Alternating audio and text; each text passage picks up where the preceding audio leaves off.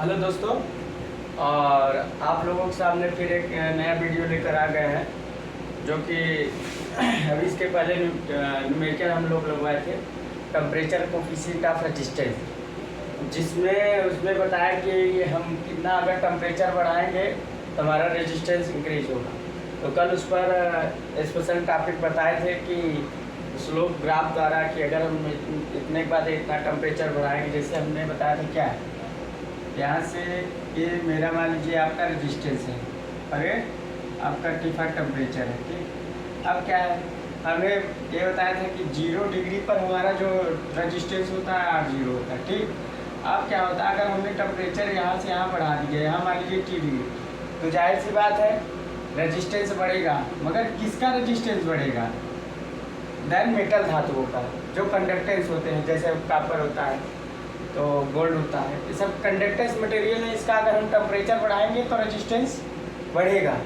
तो बात हम लोग फिर RT में रेजिस्टेंस हो गया था, फिर हमने यहाँ करके slope of resistance RT minus R0 करके लिया था। इस पर हमने न्यूमेरिकल लगाए थे। ठीक, तो ये जो हमने न्यूमेरिकल लगाए कंडक्टेंस मटेरियल पर लगाए थे। ठीक, आज नया टॉपिक रहेगा आपको। और एक चीज़ है, अगर मेरी वीडियो अच्छी लग रही हो तो लाइक और सब्सक्राइब करें, अपने दोस्तों के साथ शेयर भी कीजिए, और अगर कुछ उसमें डाउट्स होता है तो उसमें मैसेज करके उसमें डाउट्स को क्लियर किया जाएगा, अगर कोई भी आपको डाउट्स होगा। तो आज हम नया टॉपिक पढ़ेंगे, conductor of conductance. Conductor of conductance,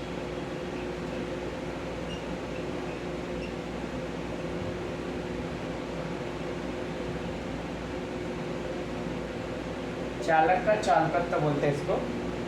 तो कंडक्टेंस क्या होता है, देखो ये आपका मटेरियल है, एक मटेरियल है, अब इसमें मेटल है। अब अगर हम इसमें, हमने बताया पोटेंशियल डिफरेंस होता है, एक V1 होता है। जब तक पोटेंशियल डिफरेंस नहीं होगा तब तक करंट फ्लो नहीं होगा। पोटेंशियल डिफरेंस होना चाहिए, दो कंडक्टर के मान लीजिए पॉइंट है, बी पॉइंट है, पोटेंशियल डिफरेंस होगा तभी करंट का फ्लो होगा, चार्ज फ्लो करके। तो मटेरियल का प्रॉपर्टी क्या करता है इसमें, अगर हम कंडक्टर ऑफ कंडक्टेंस क्या करता है कि अगर हम इसमें इलेक्ट्रॉन का फ्लो चाहते हैं, इलेक्ट्रॉन है आपका, इलेक्ट्रॉन के इस कंडक्टर में इलेक्ट्रॉन का फ्लो चाहते हैं, तो किसके द्वारा जाएगा? देन कंडक्टर का कंडक्टेंस प्रॉपर्टी होगा जो किसी भी कंडक्टर मटेरियल में इलेक्ट्रॉन फ्लो होने में सहायक होता है। मतलब वो इस इलेक्ट्रॉन को फ्लो करने के लिए फोर्स लगाता है, इलेक्ट्रॉन फ्लो को कराने के लिए फोर्स जनरेट करता है, सहायक होता है, उसे कंडक्टेंस कहते हैं। या G प्रोपोर्शनल 1/R, मतलब रेजिस्टेंस का अपोजिट होता है। ठीक, क्या होगा, रेजिस्टेंस का अपोजिट माना गया है। ठीक, तो अपना रेजिस्टेंस का अपोजिट होता है, कंडक्टर जो होता है, कंडक्टेंस जो होता है वो अपोजिट होता है रेजिस्टेंस का। तो इसका भी एक डिफरेंशियल हो जाएगा। तो किसी पदार्थ का वह गुण जो उस पदार्थ में बहने वाले इलेक्ट्रॉन के फ्लो होने का मार्ग प्रदान करता है या सहायक होता है। कंडक्टेंस ऑफ कंडक्टर क्या होता है, किसी भी पदार्थ का, मटेरियल का वह गुण जो उस पदार्थ में बहने वाले इलेक्ट्रॉन के फ्लो होने में सहायक होता है, उसे हम क्या कहते हैं, कंडक्टेंस ऑफ कंडक्टेंस कहते हैं। कि उसके बिना, क्योंकि जैसे रेजिस्टेंस क्या होता है, अपोज करता है कि करंट को फ्लो नहीं, रेजिस्टेंस क्या होता है, ये सिर्फ रजिस्टर मार्ग को थोड़ा सा सरकरा कर देता है। जो सिंपल से बात बोले तो मार्ग को थोड़ा उसमें बैरियर कर दिया, तो जो करंट सीधा जा रहा था तो कुछ क्या हो गया, यहाँ ड्रॉप होगा, रेजिस्टेंस वोल्टेज ड्रॉप हो जाएगा, तो उससे हमारा जो करंट यहाँ 1 एम्पियर, मान लीजिए 3 एम्पियर जा रहा है, तो आपका 1 एम्पियर, 2 एम्पियर का उसने लॉस कर दिया है, तो रेजिस्टेंस होता है। तो इसमें क्या है, इसमें आपका लॉस नहीं करेगा, इसमें आपको जो यहाँ जो रेजिस्टेंस, इसमें रेजिस्टेंस नहीं हुआ है, सिर्फ इलेक्ट्रॉन को फ्लो होने में सहायक करेगा। इसका रेजिस्टेंस का काम नहीं, पोज करेगा। रेजिस्टेंस का हमने पोज किया है, मतलब ये क्या था, रेजिस्टेंस क्या था, रेजिस्टेंस क्या था, पोज कर रहा था करंट का, मगर ये करंट का पोज नहीं करेगा, इलेक्ट्रॉन का पोज नहीं करेगा, ये सहायक करेगा। तो किसी भी पदार्थ का वह गुण जो उस पदार्थ में बहने वाले इलेक्ट्रॉन फ्लो का सहायक करता है, उसे हम क्या कहते हैं, कंडक्टर ऑफ कंडक्टेंस। तो और एक और है कि कंडक्टेंस क्या होता है, रेजिस्टेंस का अपोज होता है। तो हम इसे एक चीज़ और लिख सकते हैं, जिस इक्वल टू, इसे हम लिख सकते हैं, अगर हम प्रोपोर्शनल हटाएं तो आपका आ जाएगा, मान लीजिए हम के रखते हैं, के की वैल्यू कांस्टेंट की वैल्यू दे देते हैं, आर आ गया। अब के की इक्वल टू 1 रख देते हैं, ठीक, 1 रख दी तो हटा लिए। अब 1/r, आर इक्वल टू क्या होता है बताइए, 1/ρ इंटू और यल पान ए, इतना आ गया। तो जी इक्वल टू ए रो, इसको रो, ठीक, तो 1/ρ इंटू ए पान एल आ गया, इतना आ गया। अब इस चीज को हम क्या बोलते हैं, इस चीज को हम बोलते हैं सिग्मा, सिग्मा, और ए पान एल, ये आपका फार्मूला ड्राइव हो गया। अब क्या है, ये कंडक्टेंस है, ये क्या है, इसको हम बोलते हैं सिग्मा को स्पेसिफिक कंडक्टेंस के बारे में पिछले वीडियो में बढ़ाया था, ठीक। स्पेसिफिक कंडक्टेंस होता है जो किसी पदार्थ का स्पेसिफिक कंडक्टेंस, और ये क्या है, रो, किसी भी मटेरियल का एरिया होता है, ये आपका एरिया है, ठीक, ये पदार्थ का एरिया है, कंडक्टेंस का लेंथ है, ठीक, ये कंडक्टेंस का लेंथ है, और ये आपका एरिया है कंडक्टर का, ठीक, ये आपका एरिया। और ये क्या है, स्पेसिफिक कंडक्टेंस, रो क्या है, स्पेसिफिक कंडक्टेंस, स्पेसिफिक कंडक्टेंस, ठीक, स्पेसिफिक कंडक्टेंस। और उसके बाद ये आपका फार्मूला, हाँ, इसका यूनिट क्या होता है, महो होता है, सीमेंस होता है, 2 यूनिट होता है। इसका यूनिट क्या होता है, यूनिट महो और सीमेंस, सीमेंस होता है, ठीक, सीमेंस। तो महो या सीमेंस 2 यूनिट होती है इसकी, महो या सीमेंस होता है, ठीक। तो ये आप इसको उतार लीजिए, तो इसका डिफिनेशन लिखवा देते हैं। तो आपका ये कंडक्टर आप कंडक्टेंस, कंडक्टर का कंडक्टेंस क्या होता है, इसको उतार लीजिए आप लोग।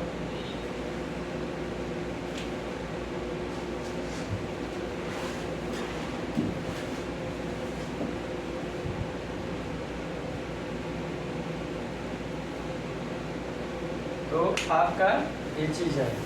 अब इस पर केस लिखवाएंगे, 2-3 केस लिखवाएंगे, तो उसके बाद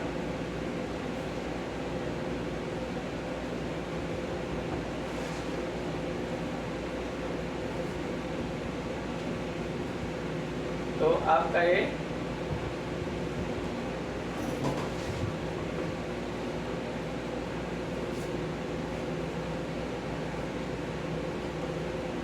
आपका नवता लीजिए आप लोग।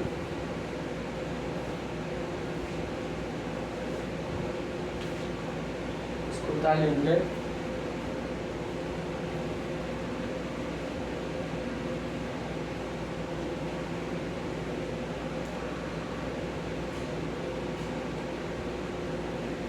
यूनिट भी महो और सीमेंस याद रखिएगा।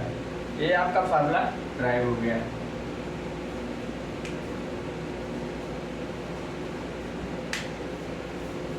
तो इसका उतार लिए होंगे, अब डिफिनेशन लिखवाते थोड़ा सा।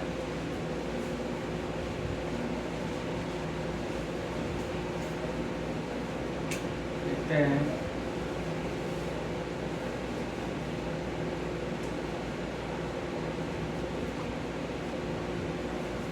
मटेरियल पदार्थ।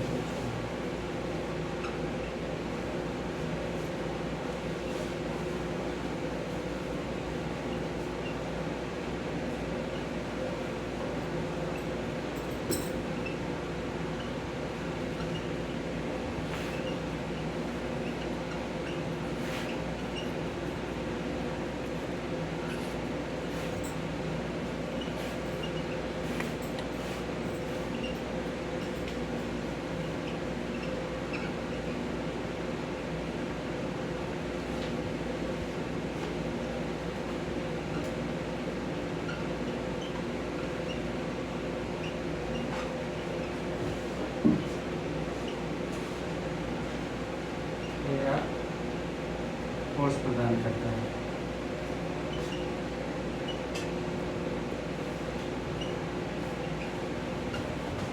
मतलब देखो कंडक्टेंस एक अगर हम देखा जाए, एक आप अगर रिलेशन निकाल सकते हैं तो कि जो वोल्टेज होता है और ई होता है और पी होता है और क्या होता है ई बी पी और फोर्स। तो फोर्स क्या है? फोर्स आपका एक कंडक्टेंस तो हुआ, इलेक्ट्रॉन या करंट या आवेश जो कंडक्टेंस में फ्लो हो रहा है किसके कारण हो रहा है? या तो वोल्टेज लगेगा या तो ईएमएफ बोलते हैं, induced EMF, electromotive force EMF बोलते हैं, ठीक, ई जिसको बोलते हैं, या पावर लगेगा। पावर भी एक तरफ से फोर्स है और फोर्स है। या इसको एक चीज़ और अगर हम इक्वल करना चाहें तो टार्क, इतना सब इक्वल हो सकता है। क्यों? क्योंकि वोल्टेज भी एक प्रेशर है, वो भी फोर्स जनरेट कर सकता है, ईएमएफ वो भी फोर्स जनरेट सकता है, पावर वो भी पावर दे सकता है, फोर्स वो भी दे सकता है और टार्क वो भी दे सकता है। तो मतलब इसका मीन्स है कि जो कंडक्टेंस है आपका, कंडक्टेंस जिसको बोलते हैं इसको इक्वल कर सकते हैं जी। क्यों? क्योंकि ये सब क्या होते हैं, किसी भी पदार्थ में बहने वाले चार्ज या इलेक्ट्रॉन में सहायक होते हैं। ये आपके क्या होते हैं? बराबर हो सकते हैं। आप लोग लिख सकते हैं इसको, तो हम इसको बराबर कर देते हैं। ये वोल्टेज है, एक ऐसे लिखते हैं, पहले इसको लिखते हैं 60 वी और ईएमएफ, ठीक। अब इसको लिख सकते हैं तो हम क्या लिखेंगे? वोल्टेज और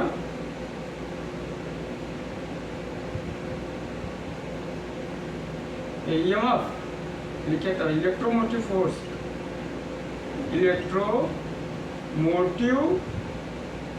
फोर्स, और पावर और फोर्स कुछ भी होता है, डायनामिक हो सकता है, स्टैटिक हो सकता है, और टार्क और कंडक्टेंस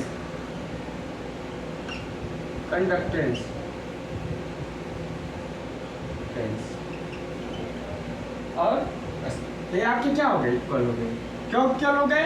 कि इन सब का काम एक ही है। इन सब का काम चार्ज, करंट, इलेक्ट्रॉन को फ्लो कराने के लिए सब क्या होते हैं? फोर्स लगाते हैं या सहायक होते हैं। फोर्स प्रोवाइड करता है, सहायक होता है। तो कंडक्टेंस का कंडक्टेंस या कंडक्टर का कंडक्टेंस क्या कंडक्टर कहलाता है, ठीक। बता लीजिए।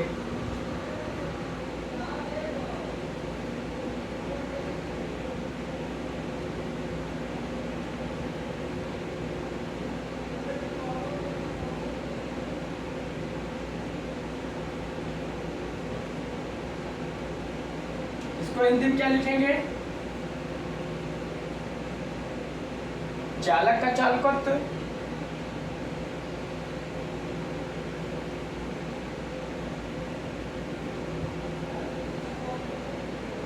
चालक का चालकत्व।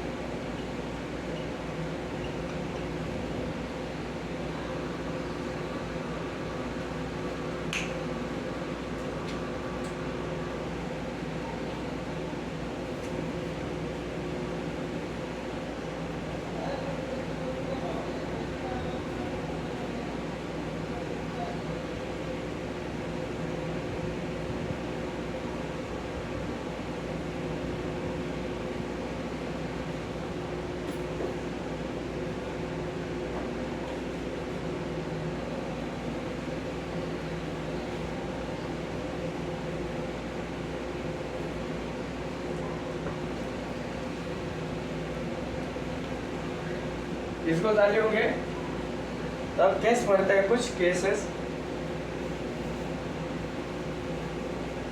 केसेस हम लोग पढ़ते हैं, ठीक।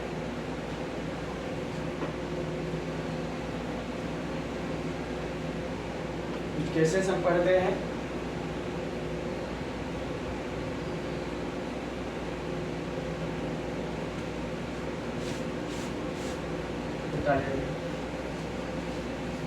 अब हम चलते हैं, कुछ केसेस चलते हैं, जैसे केस फर्स्ट। अब केस फर्स्ट में क्या है, तो जैसे क्या है, कोई भी मटेरियल समान मटेरियल से बना हो, कोई भी दो मटेरियल्स क्या हो, टू मटेरियल्स, जैसे आपका एक मटेरियल से है, ठीक, केस फर्स्ट, एक मटेरियल है, दो मेटल है, क्या है, दो मेटल है, इसकी जो लेंथ है और जी यूनिवर्सली ड्रॉइंग टू एयर पानियल, इतना फार्मूला में पड़ा है। इसका क्या है, लेंथ सेम है, लेंथ क्या है, इसका लेंथ सेम है, मगर एरिया क्या है, डिफरेंस है। यार मेटल कैसे बनाए, नहीं आप लोग कहेंगे क्या बना रहे,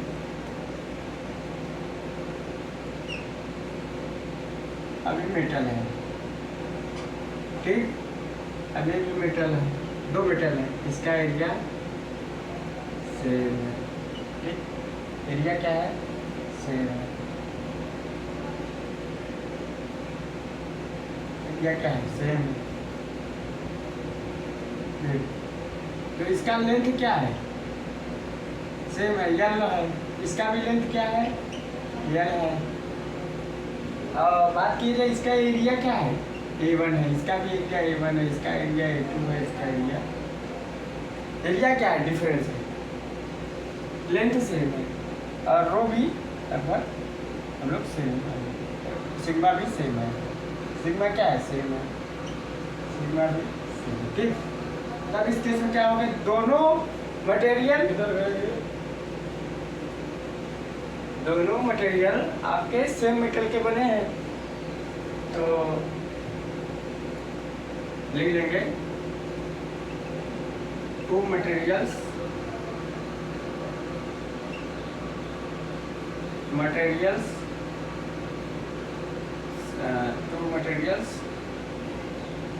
make the two materials same material, ऐसे लिखते हैं, make the same two materials, make the same two materials,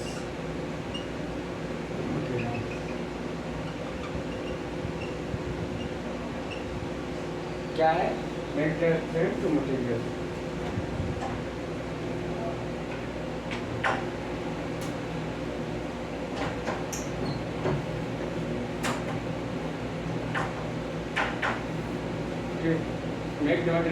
make the two same material, मतलब दो मटेरियल सेम पदार्थ के बने हैं,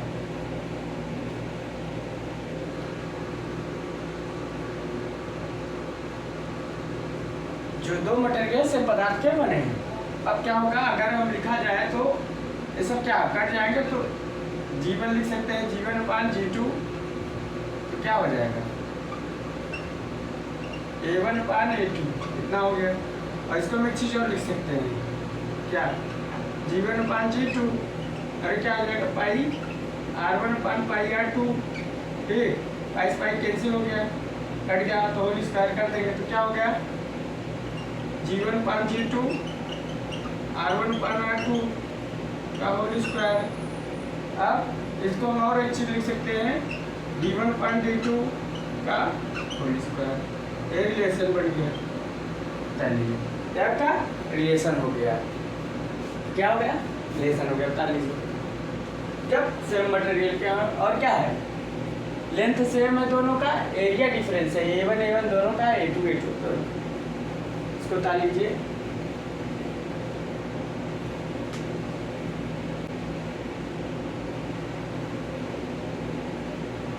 ये आपका मटेरियल है, धार या मेटल है,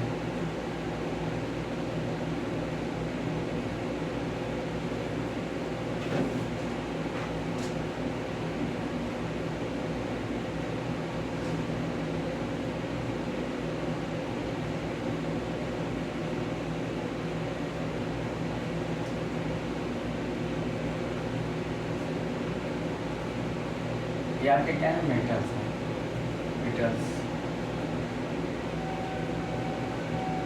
मेटल्स माने धातु, मटेरियल्स माने पदार्थ, धातु पदार्थ में अंतर होता है।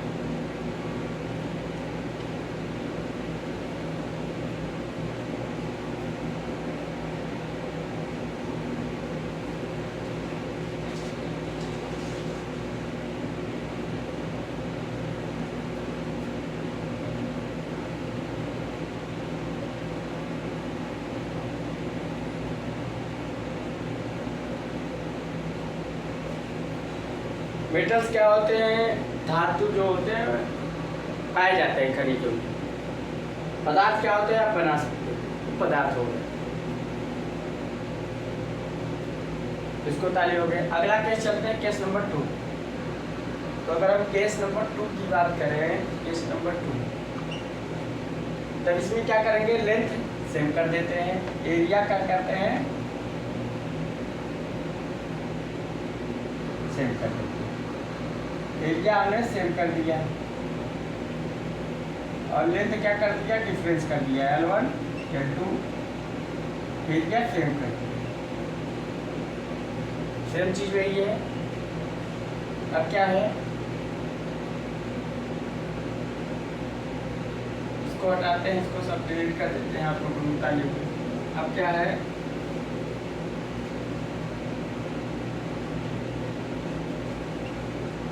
तो L2 अपान L1 हो गया। अच्छा, उसका ग्राफ कैसे होगा?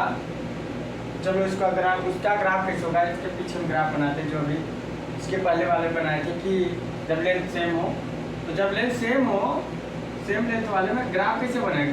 ग्राफ का ऐसा बनेगा। इसका मतलब क्या होता है? तो जी बढ़ेगा तो ये बढ़ेगा, प्रोपोर्शनल का मतलब जी बढ़ेगा तो ये बढ़ेगा। ये क्या कंडक्टेंस है? ये आपका एरिया है, ठीक? एरिया क्या है? एरिया है, ठीक? इसका मतलब ये है। तो इसका मतलब क्या है? जी बढ़ेगा तो ये बढ़ेगा। खींच लीजिए ग्राफ। ये आपका कंडक्टेंस है, कंडक्टर का कंडक्टेंस, चालक का चालकत। ये ग्राफ खींच लीजिए। अब सेकंड केस में चलते हैं। सेकंड केस आपका है आया। सेकंड केस कहता है क्या?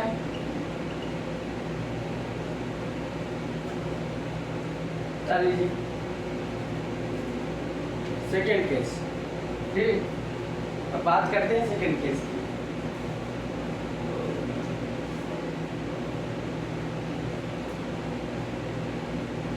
इसको तार को खींच रहे होंगे। अब आते हैं सेकंड केस की बात। तो सेकंड केस में क्या है?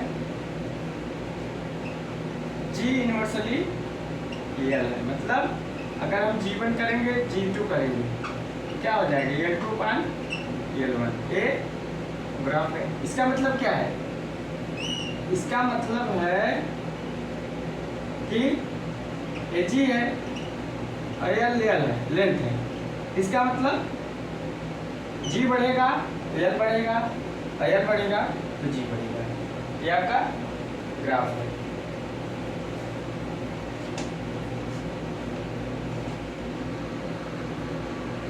G बढ़ेगा तो L बढ़ेगा। केस थर्ड में क्या होगा? अगर रेजिस्टेंस और उसका खींचा जाए, अगर G और रो का खींचा जाए तो भी आपका सेम होगा। इसको बता लीजिए।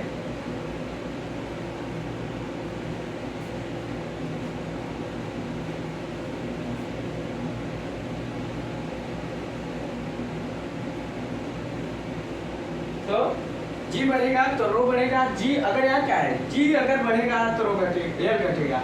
L बढ़ेगा तो G घटेगा। इधर करोगे तो अगर हम इधर करेंगे इधर घट जाएगा, इधर करोगे तो इधर कम हो जाएगा, इधर बढ़ाओगे तो इधर कम हो जाएगा। मतलब इसका मतलब क्या होता है कि G बढ़ाएंगे तो L घटेगा, L बढ़ाएंगे तो G घटेगा। तो अब थर्ड केस में क्या होता है? सब मिटा ली। थर्ड केस में दो चीज लेते हैं। मान लीजिए अब L भी सेम है, रो डिफरेंस है, एरिया भी सेम है, R1 R2, रो 1 रो 2 और लेंथ सेम है। तो क्या कर सकते हैं? केस थर्ड मतलब अगर G बढ़ेगा रो बढ़ेगा, मतलब इसका भी G1 G2 कभी हो सकता है रो 1 रो 2।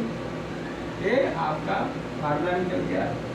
तो हाँ, रिलेशन निकल गया है। G और रो में अगर हम कंडक्टेंस में खींचे तो भी ग्राफ स्ट्रेट होगा।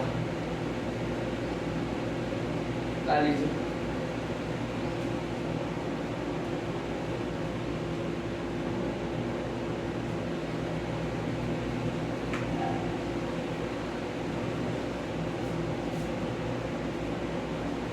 तो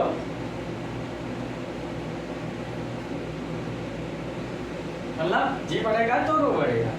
अगर हम कंडक्टेंस और इसका निकालें,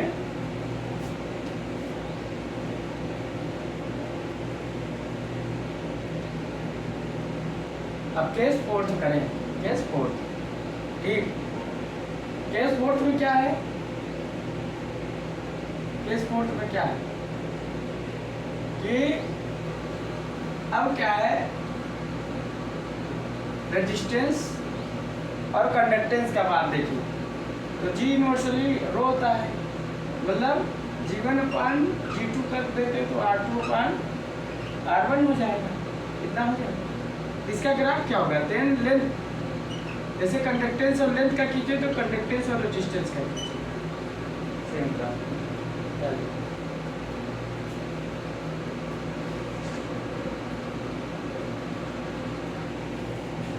इसको मिटा देते हैं।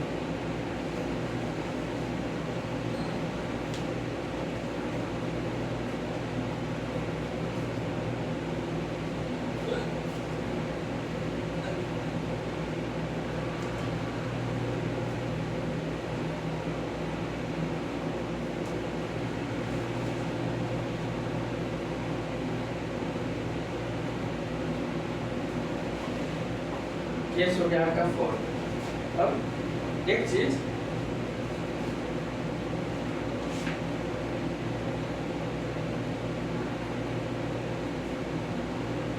अगला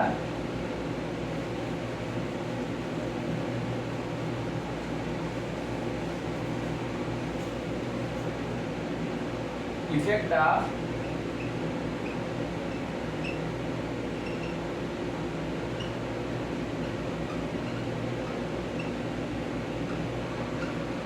temperature on effect of temperature on resistance. इसका मतलब जो टेम्परेचर का प्रभाव का रेजिस्टेंस पर क्या पड़ेगा, मतलब क्या प्रभाव होगा, टेम्परेचर बढ़ाने से रेजिस्टेंस का क्या महत्व होता है। तो पहले हम मेटल धातु पर चलते हैं। मेटल धातु, मेटल धातु का क्या है, अगर हम टेम्परेचर बढ़ाएंगे तो रेजिस्टेंस बढ़ेगा, मतलब टेम्परेचर बढ़ाएंगे तो रेजिस्टेंस बढ़ेगा, ठीक, डायरेक्टली में होता है। तो इसका सेम ग्राफ खींचते हैं, मतलब टेम्परेचर बढ़ाएंगे तो रेजिस्टेंस बढ़ेगा, ये रेजिस्टेंस है और ये टेम्परेचर है, मतलब मेटल धातु का टेम्परेचर बढ़ाने से रेजिस्टेंस बढ़ता है। अगर हम मिश्र धातुओं की बात करें, कंपोजिट मटेरियल, कंपोजिट मटेरियल, अगर हम कंपोजिट मटेरियल की बात करें, मिश्र धातु का टेम्परेचर बढ़ाने से रेजिस्टेंस बढ़ेगा और टेम्परेचर घटाने से रेजिस्टेंस घटेगा, ऐसे इसमें होगा, सेम इसमें भी होगा। मिश्र धातु का, इसको बोलते हैं मिश्र धातु, कंपोजिट मटेरियल। तो मिश्र धातुओं का टेम्परेचर बढ़ाने, मगर एक चीज और है, मिश्र धातुओं में टेम्परेचर बढ़ाने से जो प्रतिरोध में परिवर्तन की दर होती है वो धातुओं से अपेक्षा कम होती है। नोट पॉइंट में लिख सकते हैं, नोट पॉइंट में करके कि temperature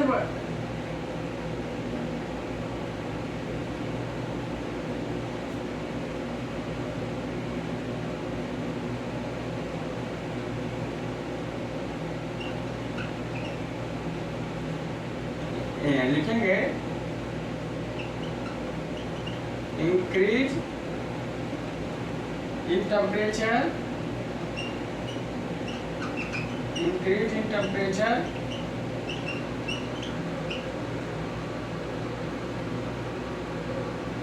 increase in temperature, temperature बढ़ाने से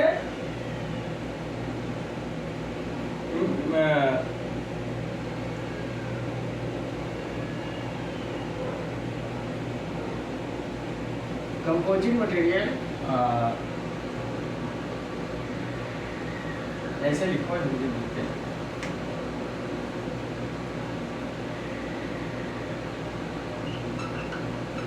टेम्परेचर बढ़ाने से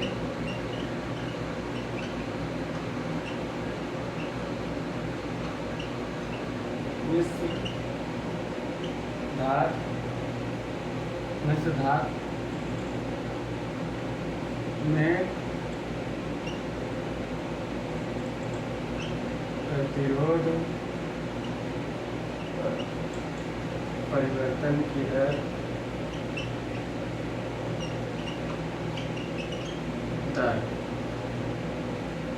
धातुओं की अपेक्षा कम होती है, मेटल की अपेक्षा कम होती है। मेटल की अपेक्षा अकॉर्डिंग टू मेटल, मेटल की अपेक्षा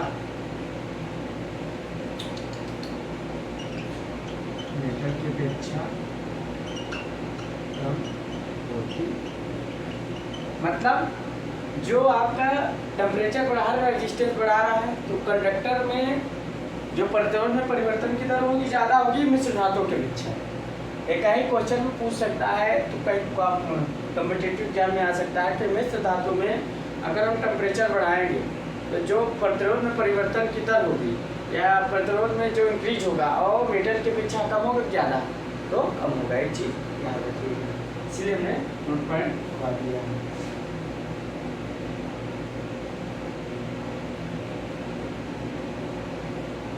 और क्या होती है, कम भी होती है और समान भी होती है, अनइक्वल भी होती है। लिख लीजिए अनइक्वल, क्या होती है, अनइक्वल मतलब असमान।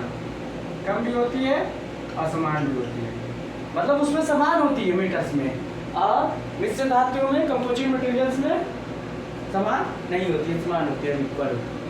तो टेम्परेचर बढ़ाने से मिश्र धातु में प्रतिरोध परिवर्तन की दर मेटल की अपेक्षा कम होती है और अनइक्वल होती है तथा अनइक्वल होती है, तथा क्या होती है, अनइक्वल होती है।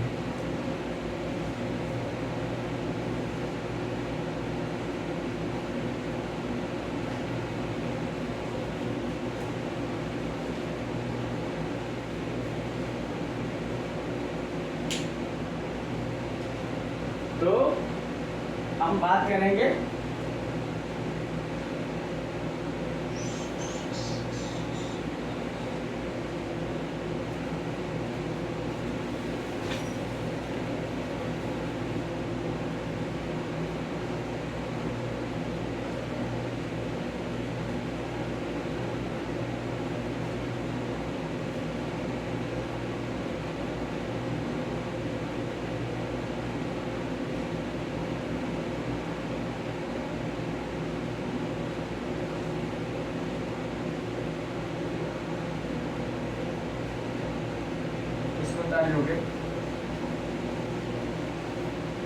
अब हम सेमीकंडक्टर की बात करें, अभी तो हम मेटल की बात की थी, अब सेमीकंडक्टर की बात करें। सेमीकंडक्टर मटेरियल इसे बोलते हैं अर्धचालक, सेमीकंडक्टर मेटल्स पदार्थ की बात करें। तो मेटल सेमीकंडक्टर मेजर्स की बात करें तो अगर हम टेम्परेचर बढ़ाएंगे तो देखो इसमें क्या होता है, इसके ग्राफ से पढ़ते हैं, क्या लिख सकते हैं, सेमीकंडक्टर्स मटेरियल्स क्या क्या होता है, जैसे आपका रेजिस्टेंस है, ठीक, टेम्परेचर बता रहे हैं, तो क्या है इसका जो टेम्परेचर है उस समय के लिए बढ़ता है मगर उसके बाद घटने लगता है। सेमीकंडक्टर मटेरियल लिख सकते हैं, इन पदार्थों का टेम्परेचर बढ़ाने पर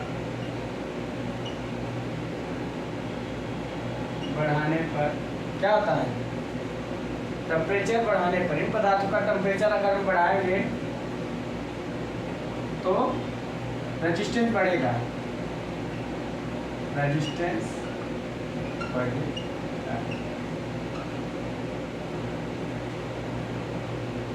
लेकिन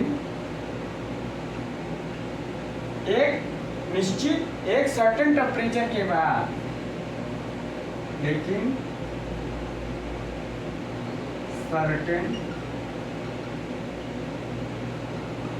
टेम्परेचर के बाद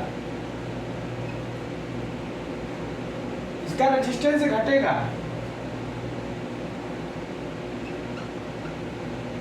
सेमी कंडक्टर पदार्थों का रेजिस्टेंस क्या होगा, घटेगा। कब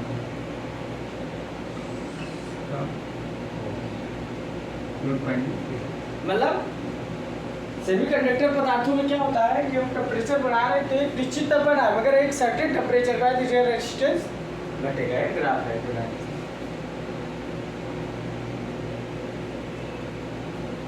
अब सेमीकंडक्टर में क्या आते हैं, एग्जाम्पल में सिलिकॉन, जर्मेनियम, ये सब क्या है semiconductor. N type, P type, सब सेमीकंडक्टर में है। ये प्योर सेमीकंडक्टर इसको बोलते हैं, इसको प्योर सेमीकंडक्टर बोलते हैं, इसको बोलते हैं प्योर सेमीकंडक्टर। सेमी कंडक्टर्स क्या बोल सकते हैं, प्योर सेमीकंडक्टर्स। या और सेमीकंडक्टर्स क्या होते हैं, एन टाइप, पी टाइप, तो क्या बोलते हैं, अशुद्ध अर्धचालक।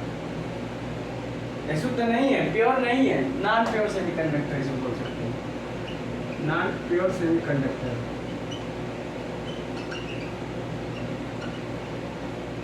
Conductors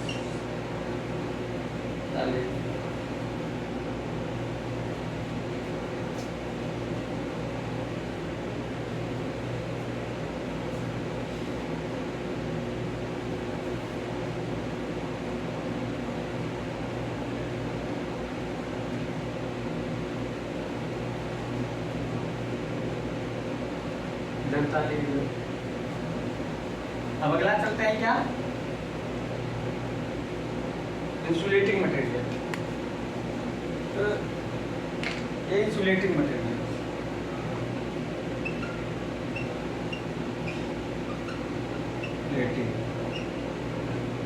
insulating metals, insulating metals अधातु जिसे बोलते हैं। अब क्या होगा,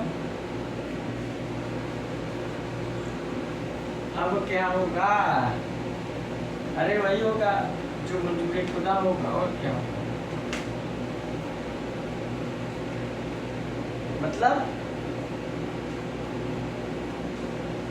इसका मतलब क्या है कि अगर हम इसका टेम्परेचर बढ़ाएंगे तो रेजिस्टेंस घटेगा, मतलब ऐसा सीधा सेम करिए कि प्रोपोर्शनल आर।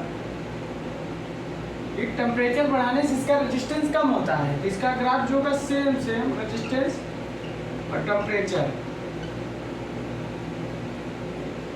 ओके, तो टेम्परेचर बढ़ा रहे तो इसका रेजिस्टेंस घट रहा है, तो मतलब देख सकते हैं इन पदार्थों का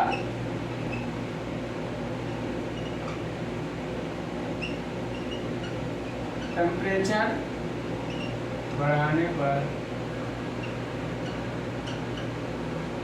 रेजिस्टेंस घटता है।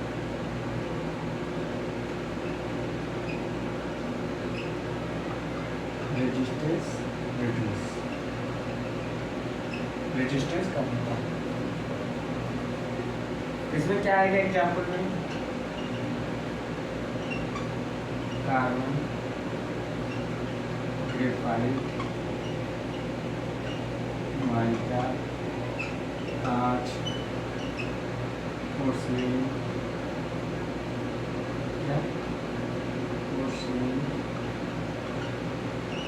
एरिस्टास रबर,